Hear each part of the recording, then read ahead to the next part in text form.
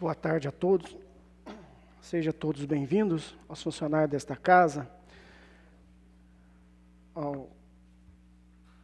aos ouvintes da Rádio Câmara, Facebook. Quero aqui registrar a presença do Dr. Luiz Rodolfo, secretário jurídico da Prefeitura, João Ramalho, secretário da Fazenda, o fiscal ambiental, Leandro, e Adriana, representante da Prefeitura e diretora também da Prefeitura. Cumprimentar o vereador Jorge, vereador Fábio e a todos. Pela intercessão de São Bento, sob proteção de Deus, declara aberta a audiência pública convocada por esta Comissão de Constituição, Justiça e Redação para apresentação do debate dos projetos de lei de autoria do Executivo Municipal, número 262, 268, 269, de 2020.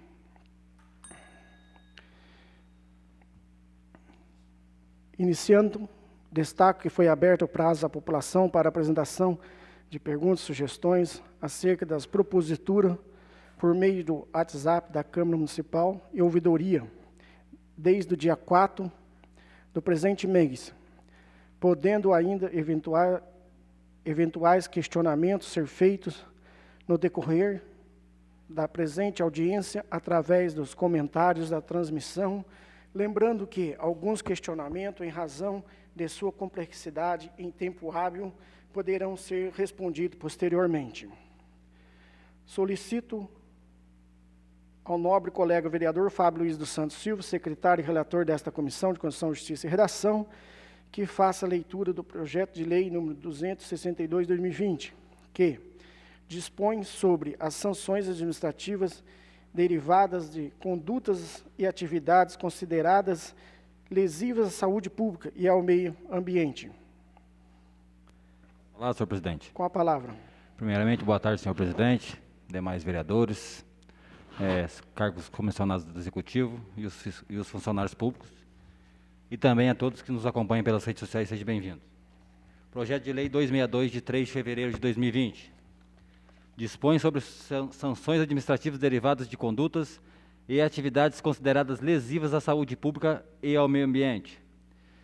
Ronaldo Revelino Venâncio, prefeito municipal da Estância Climática São Bento do Sapucaí, Estado de São Paulo, usando as atribuições legais nos termos da lei orgânica do município, faz saber que a Câmara Municipal aprova, sanciona e promulga a seguinte lei. Artigo 1º. A política pública municipal de saneamento básico atenderá aos seguintes princípios e objetivos. 1. Princípio da proteção de meio ambiente e do desenvolvimento sustentável. 2. Princípio do direito à saúde com direito humano fundamental. 3. Princípio da precaução. 4. Princípio da função social da propriedade. 5º. Princípio da vedação de retrocesso das políticas públicas ambientais e sanitárias. 6º. Princípio da universalização do saneamento básico. 7º. Combate às causas da pobreza e fatores da marginalização. 8º, preservação dos recursos hídricos. E 9º, redução do risco de doenças e outros agravos, garantindo o acesso igualitário e universal às ações e serviços para a sua promoção, proteção e recuperação nas áreas atendidas. 10º, articulação de políticas de proteção ambiental, promoção de saúde e combate à pobreza, para as quais o saneamento constitui fator determinante. 11º, utilização de tecnologias apropriadas, considerada a capacidade de pagamento dos usuários e a adoção de soluções graduais e progressivas. 12º, segurança, qualidade e regularidade. 13º, eficiência e sustentabilidade econômica. Artigo 2º. Constitui infração administrativa de natureza ambiental e sanitária a utilização de fossas negras, lançar águas servidas e dejetos no meio ambiente ou adotar qualquer prática de descarte de esgoto em desacordo com a legislação vigente. Artigo 3º. Em caso de constatação de existência das infrações descritas no artigo 2º, o procedimento administrativo será: 1. O fiscal ambiental irá notificar o proprietário para que os mesmos providenciem o tratamento adequado de esgoto. Em casos normais, o prazo de regularização será de 180 dias, sendo que em casos especiais de hipossuficiência comprovada, o prazo passa a ser de 360 dias contados desde o recebimento de notificação. 2. Transcorrido o prazo para regularização, caso não seja efetuada a instalação de equipamentos necessários para tratamento de efluente, o proprietário será autuado com imposição de multa de R$ 500. sem prejuízo das medidas judiciais cabíveis. Parágrafo único. A hipossuficiência mencionada no inciso 1 deverá ser respaldada por laudo socioeconômico emitido pela Secretaria de Desenvolvimento Social e Econômico. Artigo 4º. O auto da infração será lavrado em 3 vias no mínimo, destinando-se a primeira ao autuado e conterá 1. O nome da pessoa física ou denominação de entidade autuada, quando se tratar de pessoa jurídica, especificando o seu ramo de atividade e endereço. 2. O ato ou fato constitutivo da infração, o local, a hora e a data respectivos. 3. A disposição legal ou regulamentar transgredida. 4º. Indicação do dispositivo legal que comina a penalidade que fica sujeita ao infrator. 5º. Nome, cargo legíveis de autoridade autuante e sua assinatura. 6º. O prazo de 10 dias para a defesa ou impugnação do auto da infração. 7º. Nome, identificação e assinatura do autuado ou a sua ausência de seu representante legal ou preposto e, em caso de recusa, a consignação do fato pela autoridade autuante e a assinatura de 2 testemunhas quando possível. Artigo 5º. Transcorrido o prazo fixado no inciso 6º do artigo 4º, sem que tenha havido interposição de recurso ou pagamento de multa, o infrator será notificado para recolher no prazo de 30 dias ao órgão arrecadador competente, sob pena de inscrição da dívida ativa e cobrança judicial. Artigo 6º. Esta lei entrará em vigor na data de sua publicação, revogando disposições em contrário, em especial a Lei Municipal 1629, de 21 de janeiro de 2014. São Bento do Sapucaí, 3 de janeiro de 2020, Ronaldo Rivelino Venâncio, prefeito municipal. Mensagem justificativa. O presente projeto de lei 262, de 3 de fevereiro de 2020, dispõe sobre os procedimentos administrativos e fiscalização ambiental.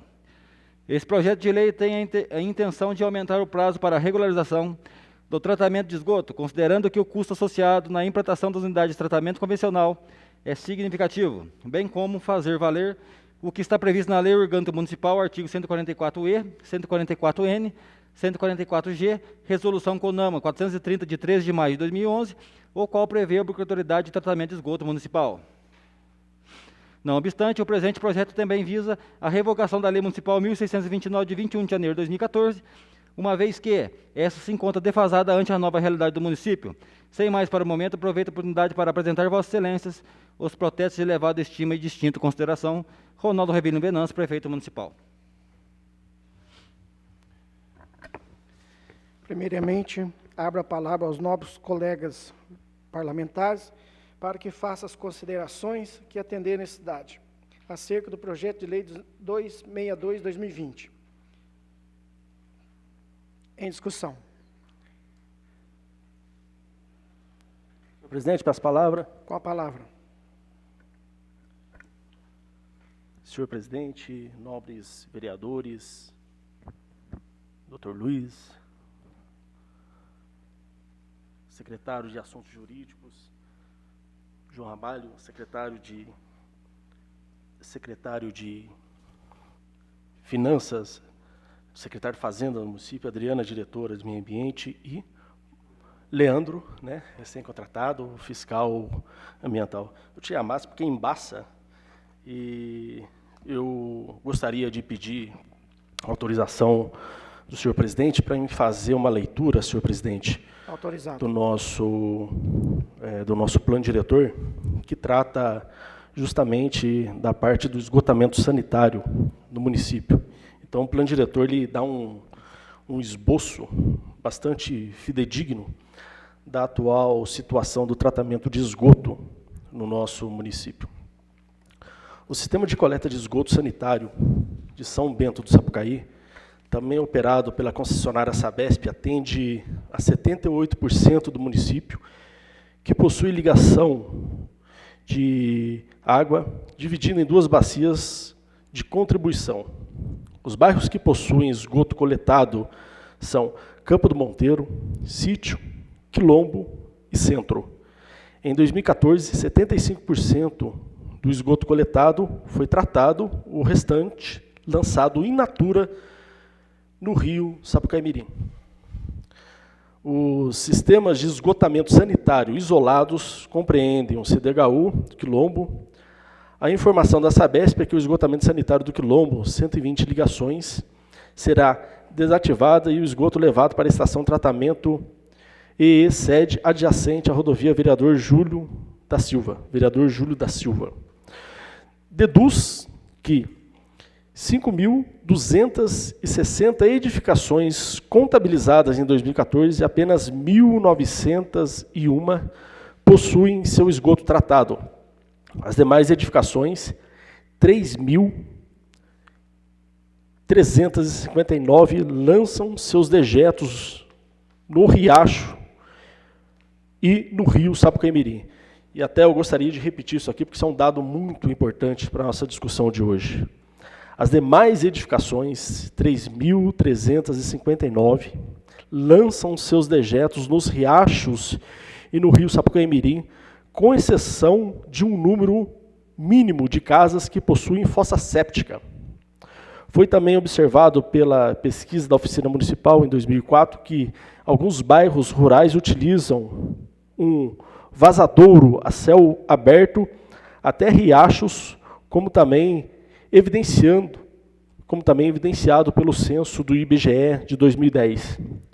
Foi observada a necessidade de haver tratamento individualizado de esgoto, como o uso de fossa séptica, ou outras tecnologias para que os corpos de água que abastecem o próprio município e posteriormente desaguam no rio Sapucaimirim para atender o estado de Minas Gerais, não continuem a ser demasiadamente poluídos. Então aqui o nosso plano diretor vem nos dar um puxão de orelha aqui nesse último capítulo, né? E eu gostaria de parabenizar o Executivo Municipal por ter enviado esse projeto de lei, dando uma maior flexibilidade, dando uma maior flexibilização para que os munícipes pudessem ter aí um prazo um pouco mais elástico para que possam aí construir as suas fossas sépticas. A questão do tratamento de esgoto é uma questão que essa Câmara Municipal tem levado muito a sério, senhor presidente. Em 2019, em junho de 2019, nos deparamos com um problema ali na JK de Oliveira, no bairro do Serrano, e também ali,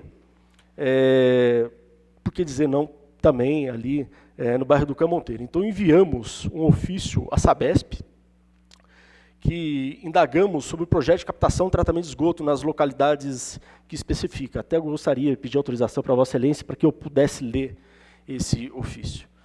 Senhor gerente, né, gerente operacional da Sabesp.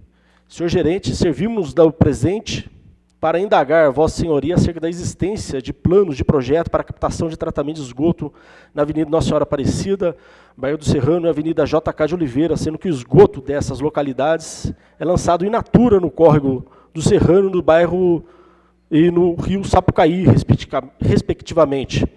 O lançamento in natura dos dejetos é altamente prejudicial ao meio ambiente, além de lesar os parâmetros de saneamento básico da nossa instância climática. Com base em tais preocupações, é que fazemos o presente questionamento, aproveitando para pleitear providências de caráter de elevada celeridade, pelo exposto, contando com a costumeira empatia dos representantes dessa respeitável empresa, desde já agradecemos. Então, ofício encaminhado aqui da Câmara Municipal, em 5 de julho de 2019, e a resposta veio dia 27 de julho. Prezado senhor, endereçou ao presidente da Câmara, em atenção ao vosso ofício em epígrafe, informamos que o prazo de 60 dias haverá a publicação de um edital de licitação para a contratação de empresa para a execução de obras necessárias para o atendimento da Vila Nossa Senhora Aparecida, Juscelino Kubitschek, lá no bairro do Serrano, né? Segue anexa a planta, então, com as obras. Então, é essa obra que está sendo executada na Estrada Velha do Serrano, vai pegar ali toda a JK, vai fazer um sistema de captação ali, bastante complexo, ali pegando o entorno ali do Campo do Monteiro, e isso vai reduzir muito a quantidade de resíduo, esgoto, no rio Sapucaimirim. Mas voltando para o projeto de lei, o projeto de lei de suma importância, em 2014 e 2015 foi tentado se pleitear junto ao Comitê de Bacias recursos para a construção de fossas sépticas, se eu não me engano, no bairro do Cantagalo.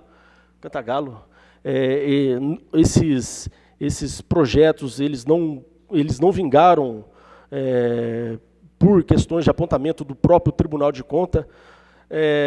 A Prefeitura Municipal fez ações importantes, se eu não me engano, no bairro do Paiol Grande, né?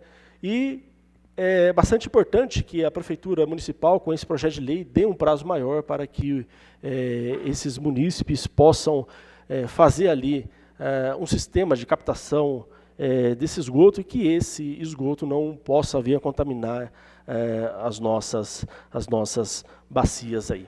Então, está de parabéns ao Executivo Municipal, é isso que eu gostaria de salientar, senhor presidente, né? Voltando aqui para esse dado, que é um dado alarmante na nossa própria lei orgânica.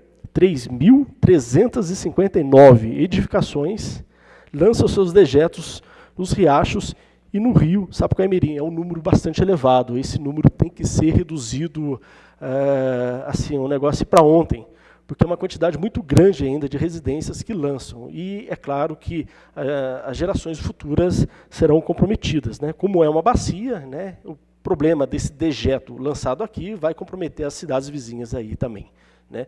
Então, de parabéns ao Executivo Municipal, totalmente favorável a esse projeto de lei. É tudo, senhor presidente. Continua em discussão. Eu gostaria de fazer um registro. É lamentável o governo do Estado, que promete, não cumpre, desde a época do governador Geraldo Alckmin. Prometeu para o bairro do Cantagalo as fossas sépticas, para o bairro da Bocaina, para o bairro do Pinheiro, para o Paiol São Paulo. E até hoje não cumpre.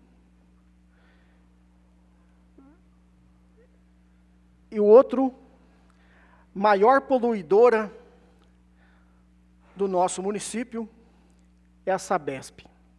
Ela cobra dos moradores e ela joga tudo no rio. Então, ela faz a coleta e joga no rio, parte da coleta.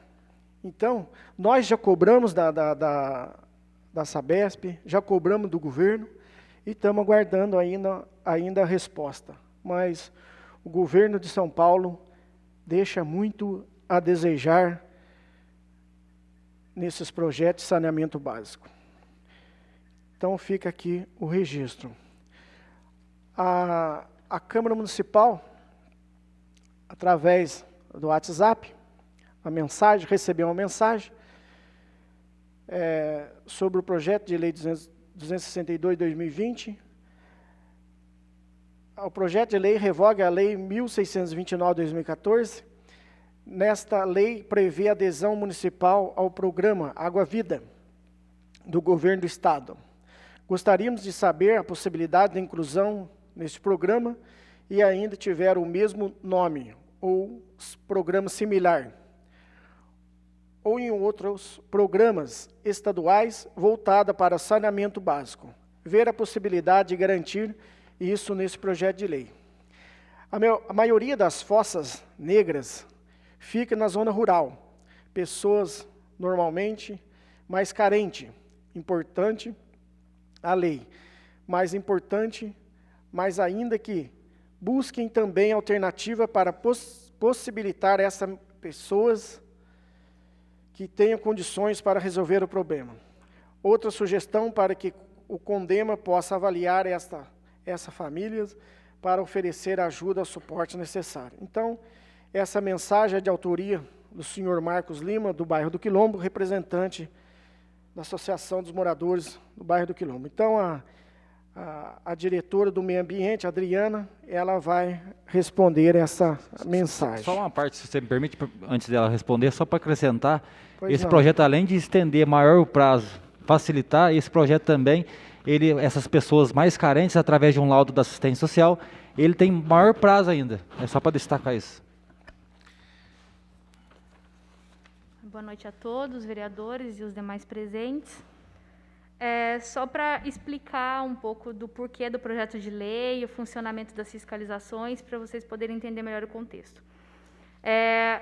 No ano de 2016, houve um relatório contratado pelo Ministério Público do CAEX, que identificou os locais onde há fontes de contaminação, né, tanto de água, de nascente, esgoto lançado a céu aberto, nascente desprotegida. Esse relatório foi encaminhado ao Ministério Público, o Ministério Público notificou a Prefeitura, através da Secretaria de Meio Ambiente, para realizar as vistorias dentro de um cronograma estabelecido, né, para poder sanar essa questão do tratamento irregular de esgoto no município. As vistorias começaram no ano de 2018, o vereador Binho, o Jorge, estão acompanhando também junto com a gente de perto isso. Começou no município do Paiol, justamente por ser a fonte de abastecimento da cidade, a gente identificou que lá seria o prioritário do cronograma. Quando a gente começou a realizar as vistorias, a gente viu essa questão da carência da população, a dificuldade em realizar a obra dentro do prazo estabelecido na 1629, que era de 3 meses.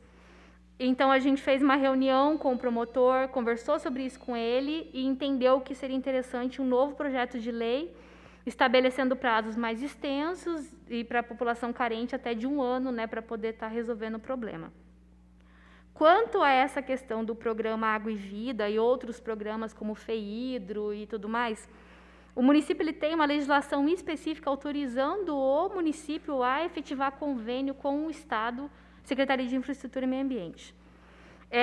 Se faz desnecessário constar numa legislação específica a adesão a determinado programa a partir do momento que o município tem lei municipal e portaria já estabelecendo parâmetros para esse tipo de convênio. Não foi feito convênio ainda, porque não existe recurso destinado para a nossa região. Ano passado foi contemplado o Vale do Ribeira, ainda não tem a possibilidade de destinação do recurso aqui para São Bento, e a gente tem uma dificuldade com esses projetos em qualquer lugar que a gente vai fazer, que a gente não pode fazer a implantação de fossa séptica, porque o Tribunal de Contas entende que o município não pode dar manutenção a esse tipo de estrutura e o município não pode financiar uma estrutura na qual ele próprio vai dar manutenção e a Sabesp também não dá manutenção nesse tipo de estrutura. Programas do FEIDRO, eles requerem licenciamentos ambientais específicos. A gente não consegue financiar recursos do FEIDRO sem licenciamento ambiental.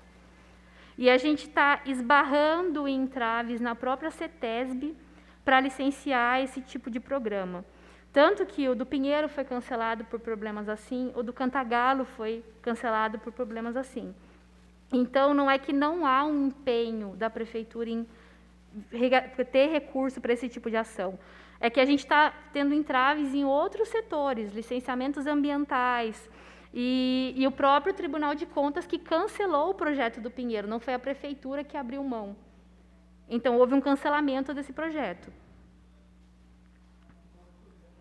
Então, é só para explicar que o nosso projeto de lei, a gente revogou essa questão do Água e Vida, porque ele não se fazia mais necessário, tendo em vista a legislação que autoriza o município a conveniar com a Secretaria de Infraestrutura. Então, se houver recurso do Água e Vida para São Bento, a gente vai fazer o convênio independente dessa lei. Não há impedimento jurídico a fazer esse convênio.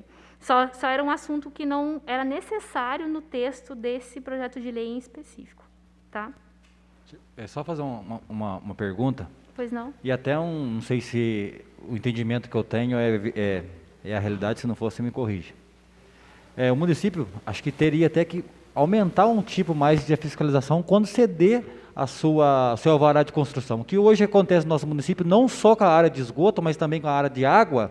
Hoje, nosso município, eu creio que deve estar em 20% a 30% de pessoas que não têm caixa d'água. Quando acaba a água, aí vai enchendo a casa, vai enchendo a caixa, vai enchendo outra casa, e assim vai. Amanhece o dia, o povo começa a usar aqueles que não têm caixa, que deveria ter sido já responsabilizado, pedido na entrega de seu alvará de construção, às vezes não é muito fiscalizado. Esse é só e acontece a mesma coisa com o esgoto.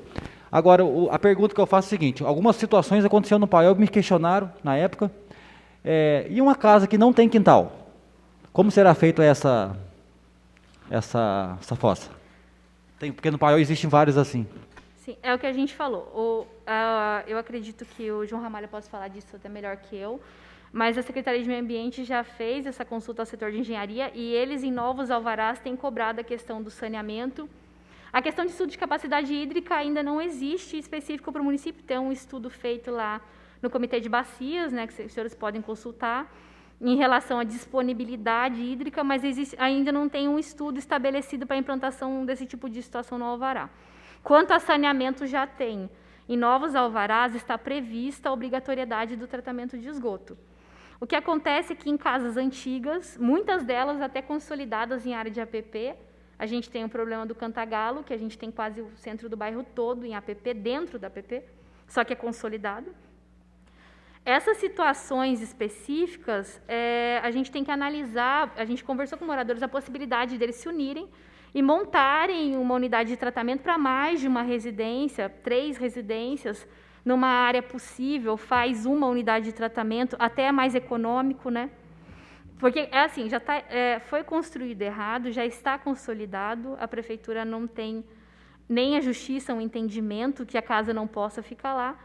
Porém, o ideal seria, nesse caso, uma união mesmo dos vizinhos, né? Alguns fizeram isso e funcionou, inclusive, de construir uma unidade de tratamento para mais de uma residência. Porque também há essa possibilidade.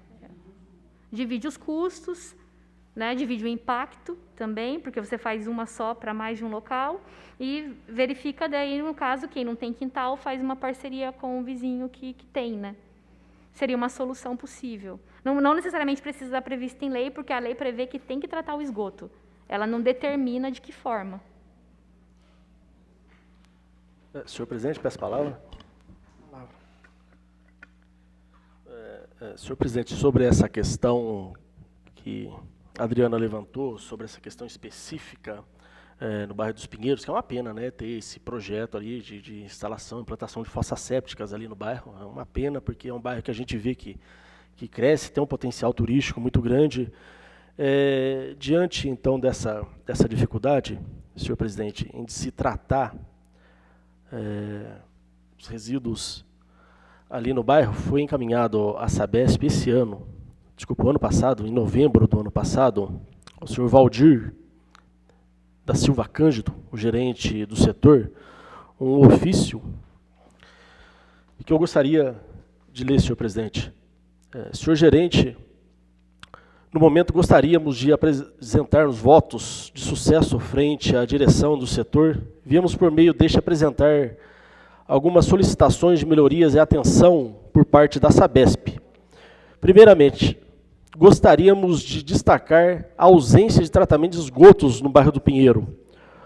A falha no saneamento básico que lesa a saúde pública e o meio ambiente, assim, pleiteamos que seja instalada uma estação de tratamento no local ou até mesmo tubulado o esgoto para o tratamento na ET, principal de São Bento Sapucaí, localizada às margens da rodovia SP.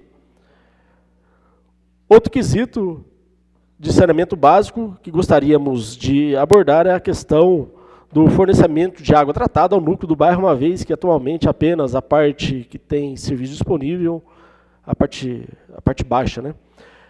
Razão pela qual aproveitamos a oportunidade para rogar a disponibilização de uma rede de água, a Sabesp, interligando o núcleo da comunidade dos Pinheiros. Certo da deferência dessa companhia para com o Legislativo Municipal Sementista, desde já prestamos nossos agradecimentos, aproveitando o ensejo para apresentar nossos votos de estima e apreço, respeitosamente, Câmara Municipal de São Bento Sapucaí.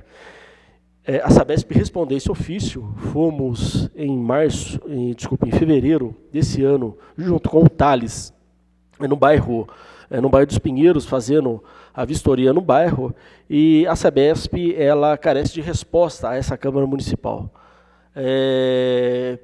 Pela última vez que eu entrei em contato, disse que esse projeto estava em análise, mas cabe, senhor presidente, também uma moção de apelo junto à Sabesp para que ela possa evitar esforços no sentido de de levar esse tratamento, que possa tubular esse esgoto lançado in natura, no riacho ali do bairro dos Pinheiros, possa ser construídas as elevatórias, enfim, toda a engenharia necessária e possa levar a esse esgoto do bairro dos Pinheiros ali para a ET principal, localizada às margens da SP-42.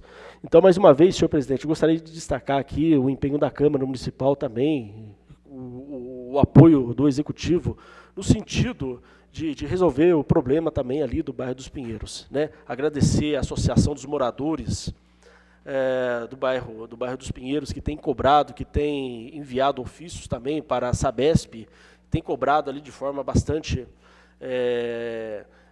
exemplar ali para que a Sabesp possa, então, resolver esse problema sério, que é um problema de saneamento básico ali do bairro e só para destacar, né? É uma comunidade que já paga IPTU, né? Então, mais aí do que nunca precisa ser levado esse serviço de extrema necessidade para o desenvolvimento aí da comunidade aí do bairro dos Pinheiros. É tudo, senhor presidente.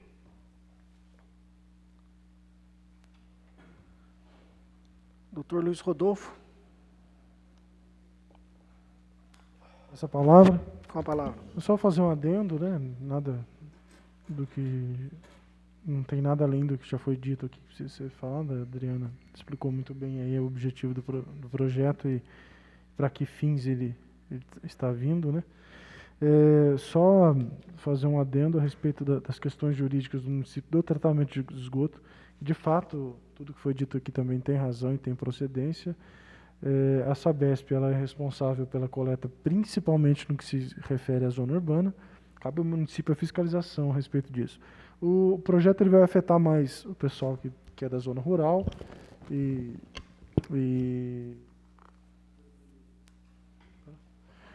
porque ele se restringe ali a situações das pessoas nessa condição. E é importante a gente sempre deixar viva essa discussão do esgoto, porque quando a gente não discute sobre ela, a gente sabe que a empresa que cuida é uma empresa da iniciativa privada, vamos dizer assim, e para eles, quanto menos a gente tocar no assunto, melhor, né? Porque o investimento vai ficando para depois. É só esse adendo que eu gostaria de fazer. Ok? Obrigado, boa noite. Também quero fazer um outro adendo, que até para que dá um puxão de orelha na Sabesp, né, o governo do Estado, que a partir do momento que ela leva a água, a obrigação dela também é levar o esgoto. Infelizmente, fica deixando a desejar. Mais alguma sugestão? Só para deixar bem claro que às vezes tem algumas pessoas que começou a assistir agora, acham que já vai chegar e multar. Esse projeto, na qual a Adriana já falou, é através de um relatório feito para a PAEX, isso? PAEX, o Ministério Público acabou cobrando a Prefeitura, já existia uma lei de 2014. Só que esse projeto falava que era 3 meses para essas pessoas fazerem as suas fossas, né? Só que devido à situação financeira, principalmente aqueles da zona rural, pessoas mais carentes, agora está se passando para 12 meses, e as pessoas que tiverem com mais carência ainda, entrar com algum processo ali na assistência social, que tem maior prazo ainda. Só para deixar bem claro que tem pessoas que começaram a assistir agora. Passa a palavra ao João, secretário. Boa noite a todos. Boa noite. Da nossa parte, não temos nenhum adendo, nenhuma sugestão a respeito desse projeto de lei, mas tudo que já foi dito pela presidência, eu acho que é o suficiente. Obrigado. Leandro vai fazer um... Não?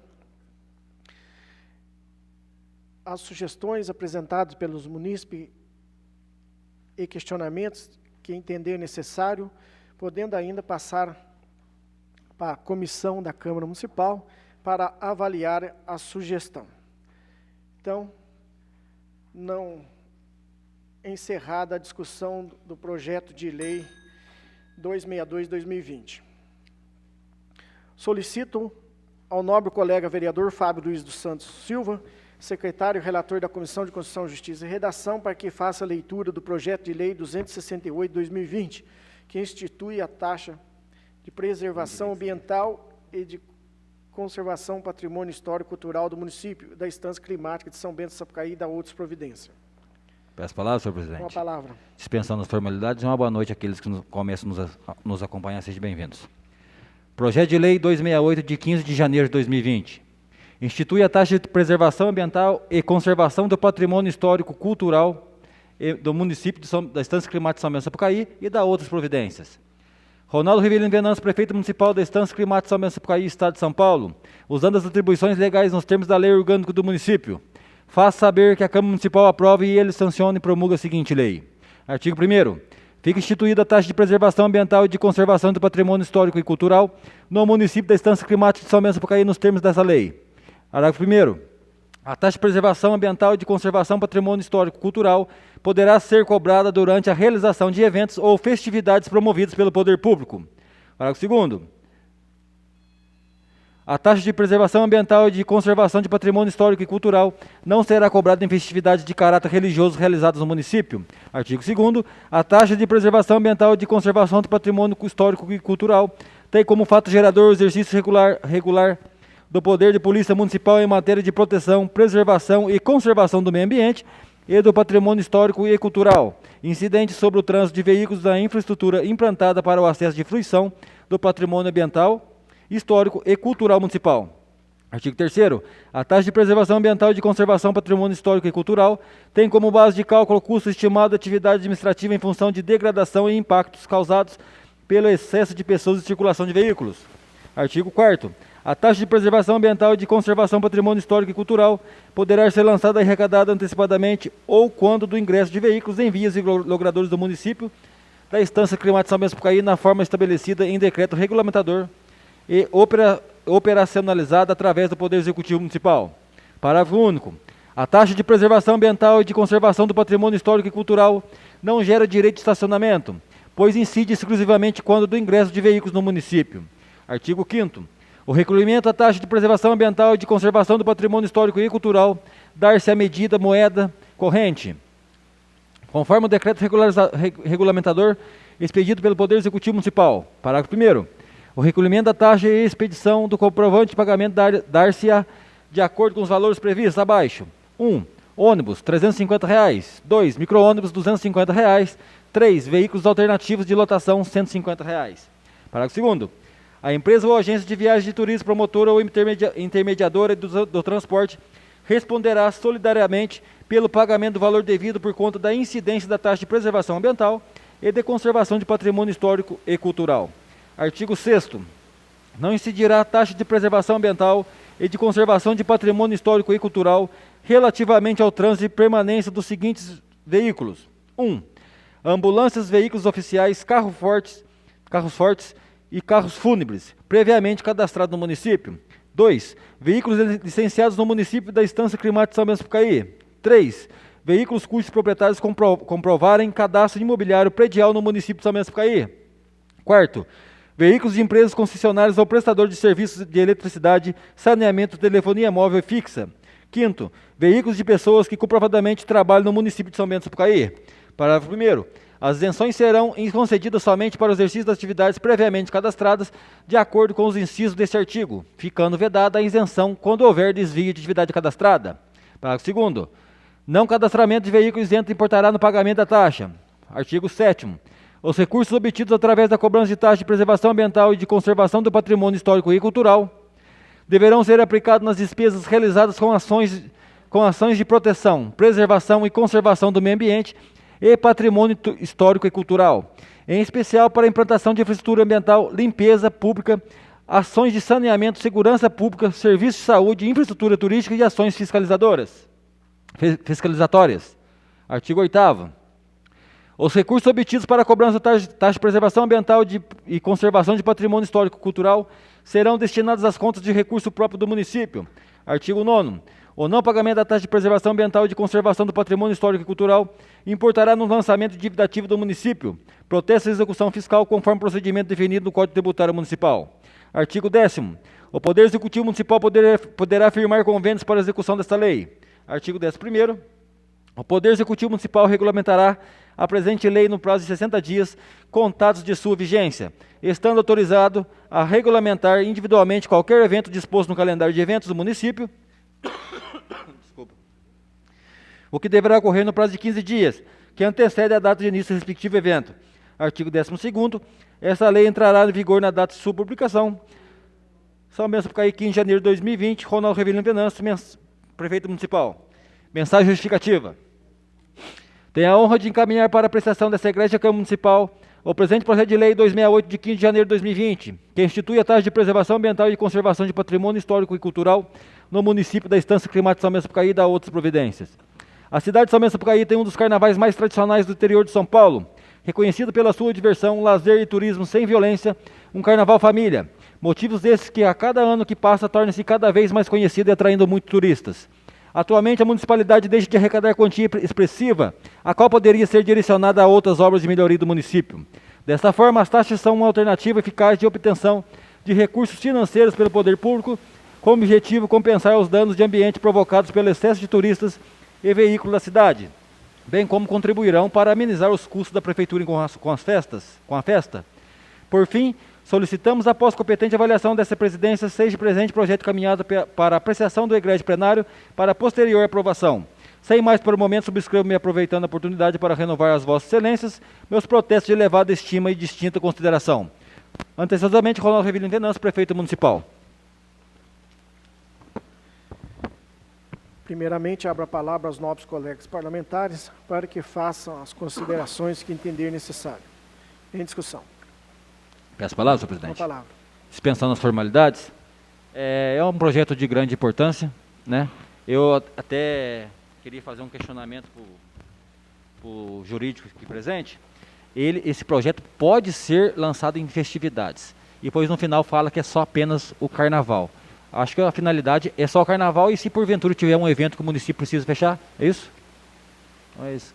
É só para a população ficar ciente, é que o nosso carnaval agora, com essa pandemia, acredito, se houver, nós não sabemos a situação do amanhã, mas acho que se não houver, a partir de agora, acho que o nosso município, acho que todos os municípios terão que ter a união para se realizar um evento dessa grandeza, ainda mais quando o município apenas gasta, né? Infelizmente, o carnaval não traz benefícios para o município em si. Então, acredito que é um projeto de grande importância, até para ajudar nos custos do carnaval, né? Isso já era uma briga, até uma conversa nossa no carnaval passado, só que não deu para entrar, né? Então, é um projeto de grande valia. Só isso. Continua em discussão. Presidente, peço a palavra. Com a palavra. Senhor presidente, serei breve na discussão desse projeto. É um projeto justo, né? Porque a prefeitura, se ela gasta um determinado montante de dinheiro para poder fazer, é mais justo se cobrar um pouco das pessoas que vêm em vans, em ônibus, micro-ônibus, um pouco, e isso possa ser abatido nos custos dessa festividade. Não poderia ser contrário a esse projeto, senhor presidente, até mesmo porque um dos artigos fala que esses recursos serão destinados à preservação, né, do patrimônio histórico e cultural, né? Então a gente tem o Zé Pereira, o Museu do Zé Pereira, implantado mediante um projeto de lei, também precisa de financiamento, então o dinheiro oriundo da aplicação dessa taxa, então poderia então financiar a manutenção então do Museu do Zé Pereira, que hoje é mantido pela iniciativa privada. É bom deixar bem claro isso aí, né? Praticamente aí 30 dias o Zé Pereira saindo aí pelas ruas do município, um grande número de voluntariados, de pessoas que só querem contribuir para o desenvolvimento dessa atividade carnavalesca aí, então precisa de um financiamento. Então, a obtenção desses recursos mediante pagamento dessas taxas aí poderia então muito bem então financiar o Museu do Zé Pereira, que está uma graça, né? Então passe logo aí essa pandemia e que tudo volte ao normal aí. Então é tudo, senhor presidente. Um projeto justo, então tem todo o meu apreço. Abra agora a palavra aos representantes do Executivo Municipal aqui presente para que esses possam fazer o uso da palavra, eventualmente prestar algum esclarecimento quanto à propositura. Então, abro a palavra ao João Ramalho. Boa noite, senhor presidente, novamente. A respeito do projeto de lei, como já bem pontuado pelo Binho e pelo vereador Jorge, o objetivo é realmente ter uma contrapartida financeira para cobrir, pelo menos em parte, as despesas que o município tem. E, obviamente, na regulamentação, e até o artigo 7º cita para onde serão destinados esses recursos. É até importante, acho bacana esse comentário, essa sugestão, de utilizar parte disso para o patrimônio cultural, como no caso do Museu do Zé Pereira. Então, são atividades que as pessoas no município, principalmente os comerciantes, acabam doando recursos financeiros para mantê-los. Então, nada mais justo que o turista que venha de fora, através desses grandes veículos, possam ajudar o município dessa maneira, contribuindo com o pagamento dessa taxa. Nada mais justo. Então, quero registrar a presença do prefeito municipal, o senhor Ronaldo Reverendo Venâncio, para que eu possa ocupar o assento. Registrar também a presença da senhora vice-prefeita, Ana Catarina Martins Bonassi. Sejam todos bem-vindos aí. Passa a palavra ao doutor Luiz Rodolfo, para que faça as suas considerações.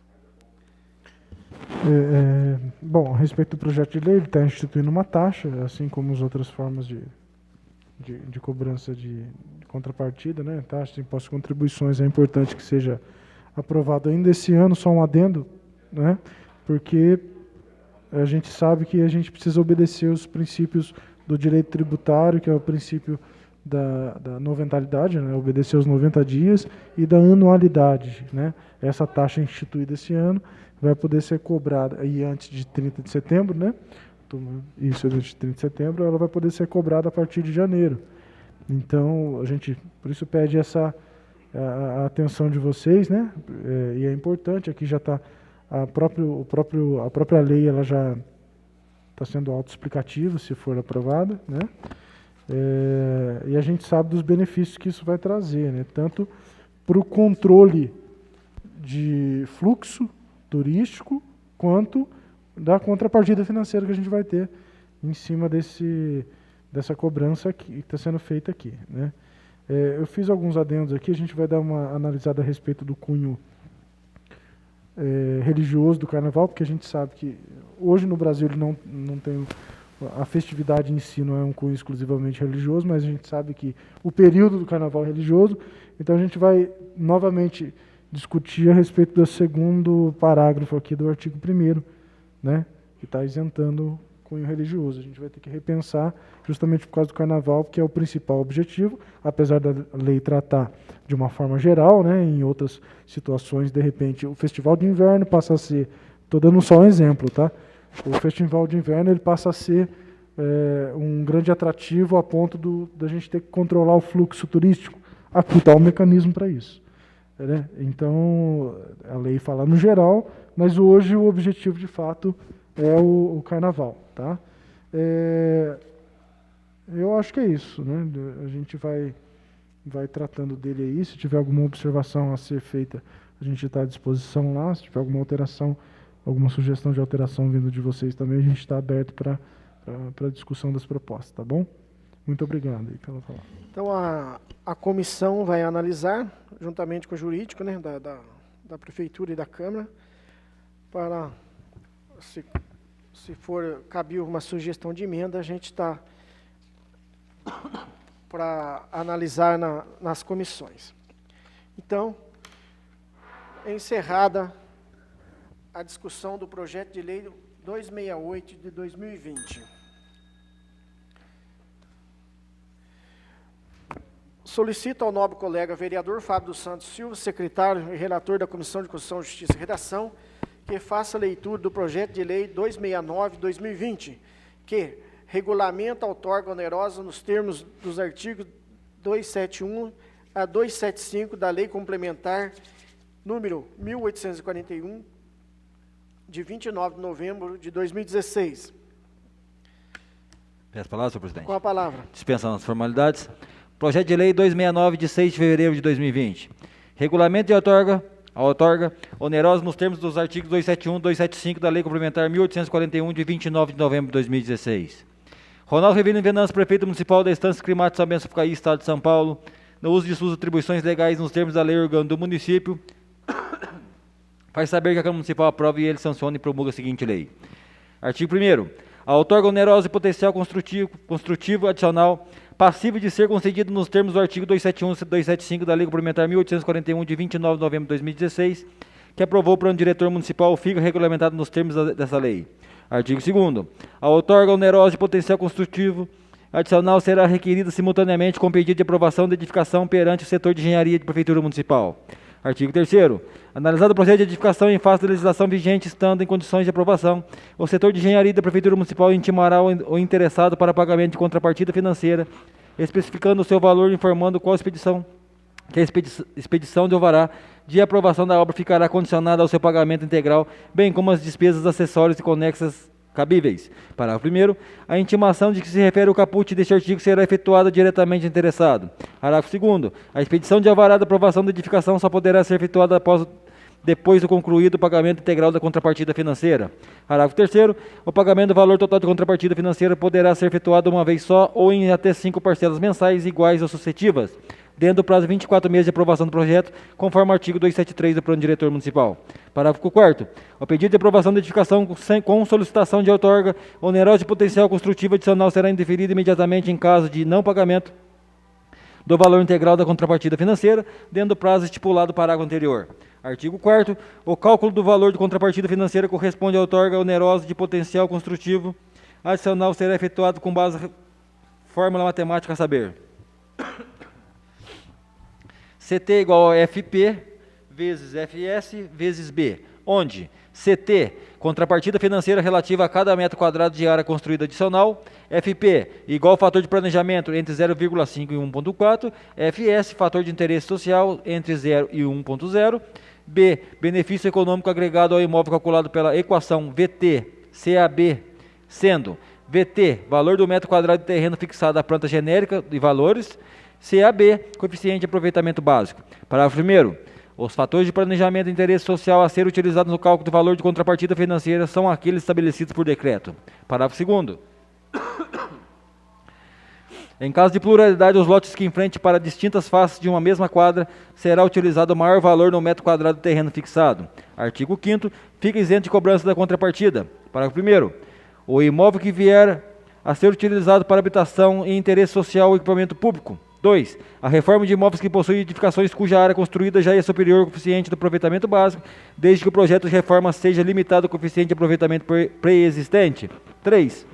A reforma comercial ou residencial cujos imóveis já possuem construções com 100% de permeabilização do solo comprovada antes da entrada de vigor a Lei Complementar 1841, em 29 de novembro de 2016. Artigo 6º. Esta lei entra em vigor na data de sua publicação, obedecendo as regras que dispõem os artigos 271 e 275 da Lei Complementar 1841, de 29 de novembro de 2016.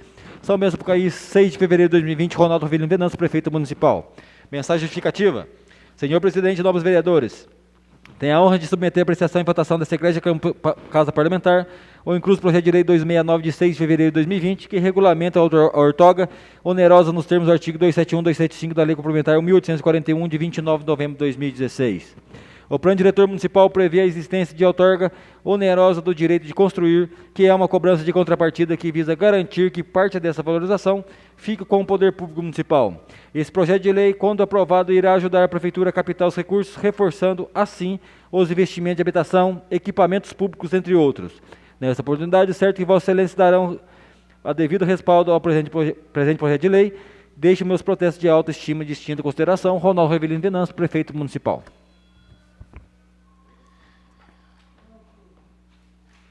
Primeiramente, abro a palavra aos nobres colegas parlamentares para que façam as considerações que entender necessário acerca do projeto de lei 269 de 2020. Em discussão.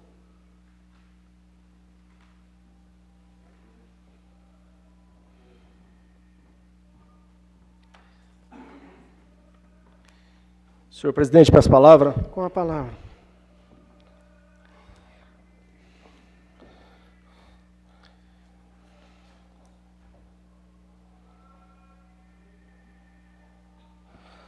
Senhor presidente, nossos vereadores, doutor Luiz, João secretário, os munícipes que nos assistem pelas redes sociais, boa noite.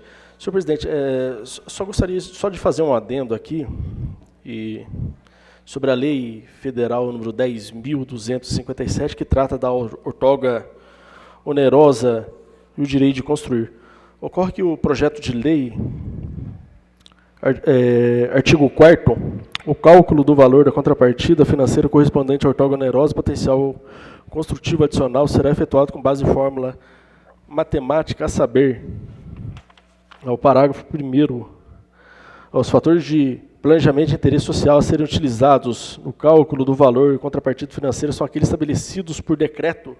Não poderia ser fixado por lei, senhor secretário de Assuntos Jurídicos? Haja vista, lei municipal específica estabelecerá as condições a serem observadas para a outorga onerosa do direito de construir e de alterações do uso determinado. Não seria por lei municipal em vez de decreto? Obedecido à legislação federal número 10.257? Vejamos. Ele fala a respeito da definição da outorga. A lei, ela fala, vai ser definido. A outorga vai ser colocada aqui, então, nessas condições, né? O nosso projeto de lei, ele já está definindo a outorga, assim como a lei federal está exigindo. Agora o cálculo, qual é o artigo, vereador? Quarto.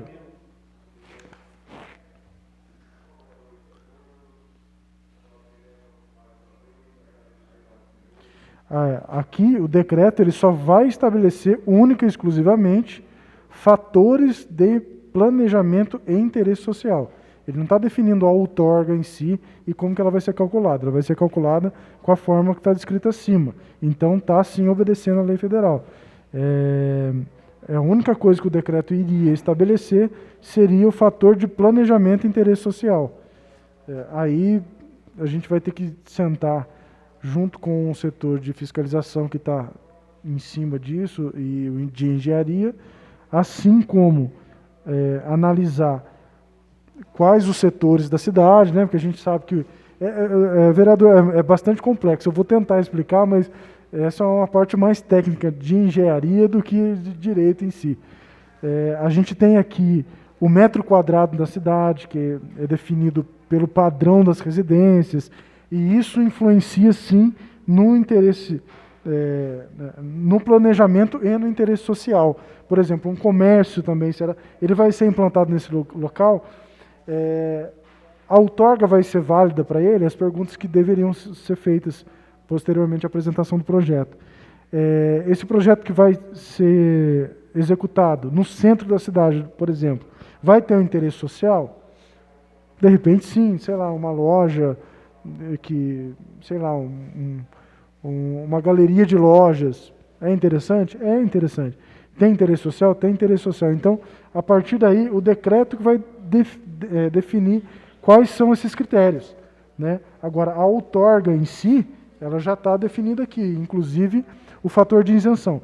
Essa lei complementar aqui, ela vem de um dispositivo do plano diretor. Só mais um parênteses, ela não está alterando o plano diretor, tá? Isso aqui não diz respeito diretamente ao plano diretor, mas sim ela regulamenta uma disposição que já está prevista no plano diretor, né? Que está lá previsto no artigo 271 e 275. Fala que a outorga onerosa ela deve existir e lá tem os critérios para fazer a lei. Então, essa lei, na verdade, ela foi feita em cima dos critérios do nosso plano diretor. O nosso plano diretor diz, a lei vai ter que prever a situação, a isenção e a fórmula que vai ser calculada. O plano diretor fala isso. E, inclusive, a fórmula aqui, até de repente, não sei se seria o caso, se houver uma próxima audiência pública, o pessoal da engenharia vinha explicar, porque essa parte técnica eu confesso que de cálculo e como que vai ser feito, eu confesso que foge um pouco da minha alçada, tá? É isso. Senhor presidente, eu sei que é uma discussão até bastante acalorada, né, bastante, mas ainda eu bato na tecla ainda da legislação federal número 10.257, que fala que uma legislação municipal ela vai estabelecer as contrapartidas do beneficiário. Eu acho que uma lei específica ela seria o instrumento mais adequado nesse caso, não um decreto municipal, né? Mas tá certo, a gente vai votar essa questão da outorga, mas quando o município ele fosse, por exemplo, fazer a cessão onerosa para alguma instituição, enfim, a contrapartida ela deveria ser encaminhada ao projeto de lei, autorizando, deveria ser encaminhado via projeto de lei, e não feito lá no Executivo Municipal via decreto, para não ferir os termos da legislação do artigo 30 da legislação federal número 10.257, né? Esse é o questionamento, né? Que quando fosse estabelecer a contrapartida do beneficiário, os casos passíveis de isenção do pagamento da outorga, a fórmula do cálculo, todas essas questões, no caso a fórmula do cálculo já está aí, né? No corpo do projeto de lei. Mas desses dois casos, o artigo 30, inciso 2º e inciso 3º da lei número 10.257 deveria ser mediante o envio de projeto de lei para conceder essa outorga. Só mais um, então só para complementar, né, o que o vereador está questionando, eu só não entendi muito, porque na verdade a contrapartida está sendo prevista aqui, o valor vai sair daqui, vai sair dessa lei aqui.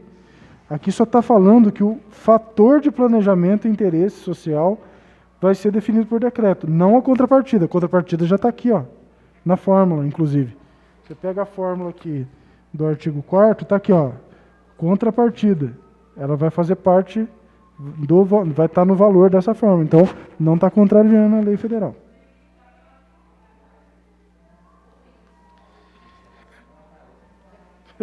Abro a palavra ao secretário João Ramalho para que faça as suas considerações.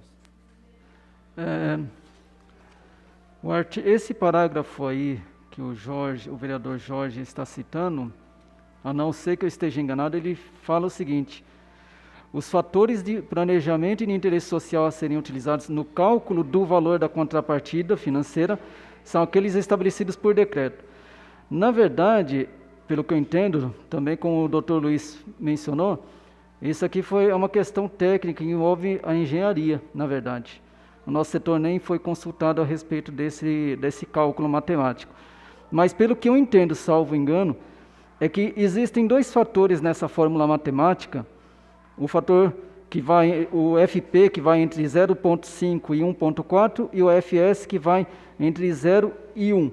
Então, o que eu entendo é que provavelmente esses fatores, esses números, serão definidos por decreto, mas a fórmula matemática ela já está inserida aí, né? Entendo também, da mesma forma que o Dr. Luiz mencionou, que é uma questão muito técnica e que envolve a engenharia e talvez eles conseguissem elucidar melhor para a gente. Obrigado. Só para explicar melhor, vereador, eu também não estou... essa parte de cálculo aqui completamente fora da minha alçada aqui. Pelo que eu entendi aqui do cálculo, ele prevê várias situações. Por exemplo, está aqui o CT, né, que é a contrapartida, é igual a FP, né, que é o fator de planejamento, vezes fator de interesse social, enfim. O que eu entendi, a contrapartida ela vai ser definida aqui, por essa fórmula. Agora, como que a gente vai achar o fator de planejamento? Ele vai variar de 0,5 a 1,4, certo? Qual o critério para isso? Né? Agora, a gente pode, de repente, que eu acho que é uma situação válida, ao invés de fazer num decreto, a gente colocar aqui nessa lei já para ficar já... para não ter outra lei, para não precisar ter outra lei ou um outro decreto. Já ficar tudo aqui, o que é definido. Essa é uma sugestão válida, realmente, vereador. E louvável até porque não ficar ali manuseando duas legislações, às vezes cita uma, cita outra, eu abomino esse tipo de situação. Realmente, a gente pode, de repente, sentar com o setor de engenharia e já definir, assim, ó, então, como o fator de planejamento, de 0 a 5, o que vai valer 0? Aliás, de 0,5 a 1,4. O que vai valer 0? O que vai valer 1,4? Eu acho que é isso que o senhor estava querendo dizer, né, vereador? Fator de interesse social. De repente, vai ter que envolver o setor social do município, varia de 0 a 1. Né? O decreto, em vez do decreto, a gente já põe aqui na lei. O que vai valer 0, o que vai valer 1. Né? E quais as frações? É 0, 0,1, 0,2 ou é 0, 0,3, 0,6, entendeu? A gente pode definir isso aqui mesmo, eu concordo com essa situação. O benefício econômico agregado, enfim, isso aí é uma coisa bem complexa, né? O setor de engenharia vai ter que alinhar. A minha sugestão, eu faço uma sugestão de emenda, acrescentando essas situações, e de repente a gente volta a discutir, né? Dentro dessa fórmula. Eu procuro entender melhor também, confesso que não é minha área, mas não custa também eu tentar entender essa fórmula aqui, apesar de ser mais técnica, né? E é isso, eu acho que é válido sim, a gente torna, se puder até anotar, ou na ata que a gente se comprometeu a fazer isso, daí a gente já, na semana que vem, a gente já trabalha em cima dessa parte aqui, tá bom? Está feito o registro do Dr. Luiz Rodolfo, o registro do João, o secretário. As sugestões apresentadas pelos munícipes e questionamentos que entender necessário vai ser discutido na comissão. Aí, durante a semana, o doutor faz a sugestão e manda para a Câmara Municipal para a gente estar analisando antes de dar os pareceres dos projetos. Não havendo nada mais a tratar, declaro encerrada a presente audiência pública, destacando que as opiniões e questionamentos aqui apresentados serão alvo de estudos dos vereadores e membros da presente comissões. Antes de encerrar eu vou fazer um registro aqui de uma audiência pública, edital de audiência pública da consulta pública, tema LDO, Lei Diretriz Orçamentária para exercício de 2021, no município de São Bento do Sapucaí. Em cumprimento ao disposto no artigo 126A da Lei Orgânica do município de São Bento do Sapucaí, artigo 44 da Lei Federal, número 10.257 de 2001, e o artigo 48, parágrafo único, inciso 1º da Lei Complementar Federal, número 101 de 2000, Lei de Responsabilidade Fiscal, e visando proporcionar a transparência da gestão fiscal. A Câmara Municipal de São Bento do Sapucaí torna-se público. Realizará às 17 horas do dia 23 de junho de 2020, audiência pública virtual, devido à pandemia do novo coronavírus, Covid-19, para discussão e aprovação do projeto de lei número 298 de 2020 e de diretriz orçamentária para o ano de 2021. Os interessados poderão enviar comentários, sugestões sobre o projeto de lei 298 de 2020 de diretriz orçamentária para o ano de 2021, até às 16 horas do dia 23 de junho de 2020, através do formulário próprio da consulta pública, disponível no site da Câmara, www.câmara.sbs.sp.gov.br, 2021, São Bento do Sapucaí, 8 de junho de 2020, vereador Matheus José da Silva, presidente da Câmara Municipal, vereador Paulo Cândido Ribeiro, presidente da Comissão de Finanças e Orçamento. Então, fica aqui encerrada essa audiência e convido os vereadores e os secretários da Prefeitura, que nós vamos ter logo em seguida uma audiência pública dos projetos de lei. Então, encerrada essa sessão por 2 minutinhos.